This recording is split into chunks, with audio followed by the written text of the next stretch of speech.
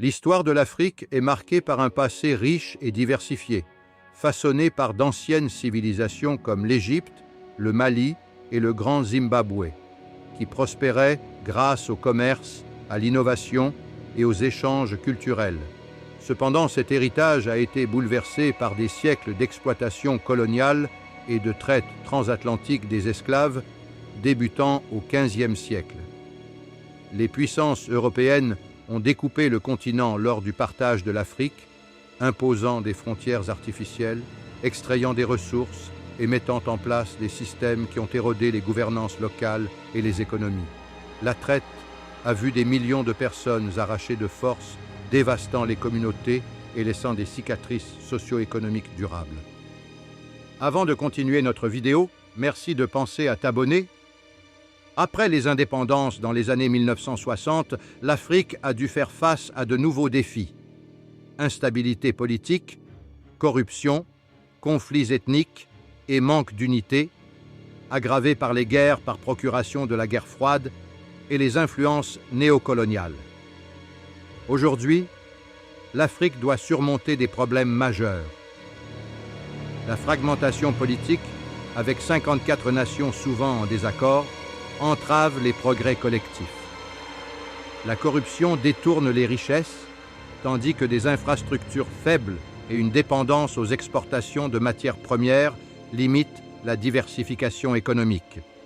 Des organisations régionales comme l'Union africaine, UA, peinent à imposer une unité et des conflits persistent, comme dans le Sahel ou la région des Grands Lacs.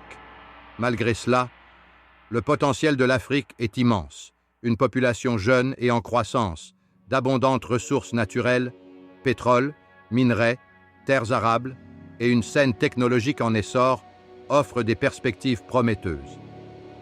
Imaginons maintenant une histoire alternative, où l'Afrique, après le colonialisme, s'est unie dans une fédération unique, les États-Unis d'Afrique, USAF, dès les années 1960.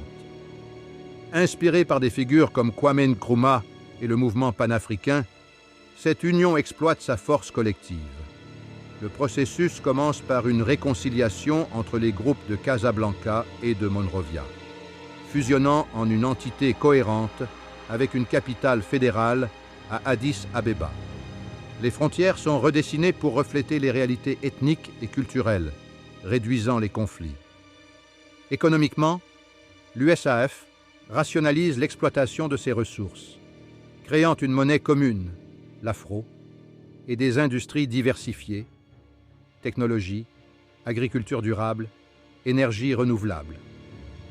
Politiquement, un gouvernement fédéral équilibré, avec des représentants de chaque région, Afrique du Nord, Afrique de l'Ouest, Afrique centrale, etc., adopte une constitution garantissant les droits et promouvant la stabilité.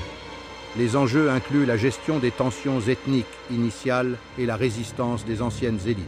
Mais une armée unifiée et des investissements massifs dans l'éducation résolvent ces problèmes. Sur la scène mondiale en 2025, l'USAF est une superpuissance. Avec un PIB dépassant celui de la Chine grâce à une population de 1,5 milliard de personnes mobilisées, elle influence les décisions climatiques, commerciales et technologiques. Des hubs comme Lagos, Tech, Nairobi, Énergie verte, et le Cap, aérospatial, rivalisent avec Silicon Valley. La richesse est redistribuée via un fonds panafricain, réduisant les inégalités. Politiquement, l'USAF promeut une diplomatie non alignée, arbitrant des conflits globaux et défendant les droits des pays en développement. Sur le plan culturel, une renaissance artistique et intellectuelle rayonne, tandis que des partenariats avec l'Asie et l'Europe renforcent son statut. Cette vision montre une Afrique unie, transformant son passé douloureux en une force mondiale, redéfinissant l'équilibre géopolitique actuel.